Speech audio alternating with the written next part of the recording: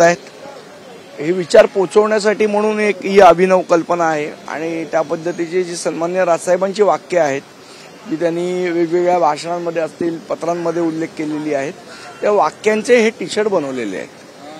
आपण पाहिलं असेल तर काल राज ठाकरे यांचं एक वक्तव्य होतं की रायगडमध्येच सर्वाधिक डान्स बार आहेत जिकडे छत्रपती शिवाजी महाराजांची राजधानी आहे। त्यानंतर काल रात्री पनवेलमधला एक डान्स बार हा मनसेने तोडला आहे, काय सांगाल यासंदर्भात? मला असं वाटतं जेव्हा राजसाहेब एखादा मुद्दा मांडतात आणि त्या मुद्द्याची अंमलबजावणी महाराष्ट्र सैनिक हे नेहमी करत असतात, त्यामुळे जो मुद्दा काल राजसाहेबांनी भाषणामध्ये मांडला त्याची अंमलबजावणी महाराष्ट्र सैनिकांनी रस्त्यावर यापुढे मनसेनिक आपण काही आवाहन करणार आहात डान्स बारवाल्यांना किंवा? मला असं वाटतं जे अनधिकृत बार आहेत ते सरकारने तोडले पाहिजेत ना, आम्ही तोडायची काय गरज आहे? सरकार तिथे बसून करतंय काय का सरकारच डान्स बार चालवतोय हा महत्वाचा विषय आहे।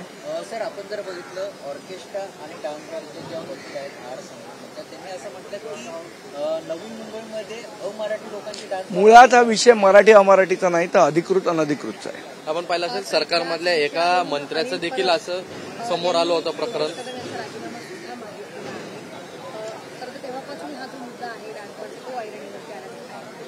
मला असं वाटतं जे अनधिकृत डान्स बार आहेत ते बंद झाले पाहिजेत ना, याच्यासाठी कोणी आंदोलन करायची काय गरज आहे? आणि आता काय संरक्षण देणार आहात का डान्स बारला?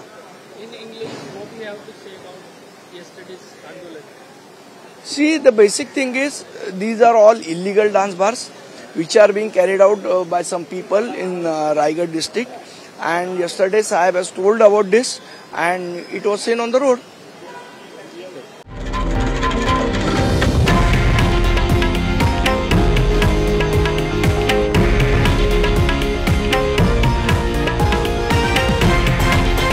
हे आहे देशातील नंबर 1 न्यूज नेटवर्क आणि आपण पाहत आहात TV9 मराठी, एकमेव।